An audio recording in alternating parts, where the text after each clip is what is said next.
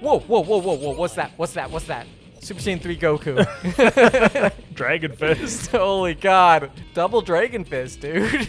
Okay, she's normal. Ah, fuck. Holy shit, dude. She's wave dashing. The beat-em-up genre has not only had its revival, but might be experiencing a renaissance, with the return of some beloved names in the genre like Streets of Rage, Scott Pilgrim, and of course, TMNT. But no return has us more excited than the follow-up sequel to one of our favorite games in the last few years, River City Girls. The original knocked down the door and demanded attention from the get-go. It was undeniable you were in for something special the moment the music kicked in and the first punches were thrown. It was high-energy gameplay, infectious charm, and a strong visual identity, resulting in a much deeper experience than almost every other game in the genre. Now, before we get started, we just want to give a big thank you to WayForward for giving us a review code for this game. Thanks, WayForward. Thank you. River City Girls 2 just could have shown up, done the bare minimum with some new boss fights, some enemies, and it still would have been one of the best offerings for multiplayer co-op action. But it doesn't. It builds on everything that was already there.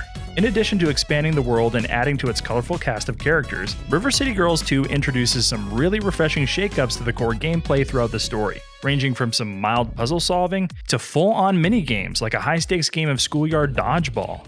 Because even though I know not to hit them. Oop, and then you just killed me! Did I? Was that me? Okay, now I'm scared. Don't let me get in your way. You lose! Okay, well, Yeah. we know what to do. Let's try again. I mean, we knew what to do it the first time. The problem was the execution. Holy fuck. Holy shit! That was so clutch. That was like a frame difference. Oh my God. Despite once again taking place in the iconic River City, little surprises like these keep the game feeling new and fresh, not to mention the addition of two entirely new playable characters, Marion and Provy, as well as the returning OG River City boys Ricky and Cuneo, being instantly playable from the start of the game. New locations are bright and exciting, familiar locations from the first game get a bit of a facelift, while a newly introduced day and night cycle paints the city in a literal new light. While the strong visual style and sprite work remains largely unchanged, simple additions like deflating beach balls and not fire hydrants. What the fuck are they called? Fire extinguishers. Yeah, there we go. Really help the city feel fun and alive. Tons of new particle effects and animated flair have been added to the game's combat as well, making the battles feel even more explosive and kinetic than they had in the past. The core gameplay and combat feels even more crisp this time around, and a big upgrade to the aerial combat system allows you to string together some really satisfying combos. It's great to see one of the main strengths of the first game get expanded on without losing its simple pick up and play appeal. A good old-fashioned foot stomp can be just as satisfying and intense as an aerial powerbomb. I'm dead. Oh, I shit. need you to help me.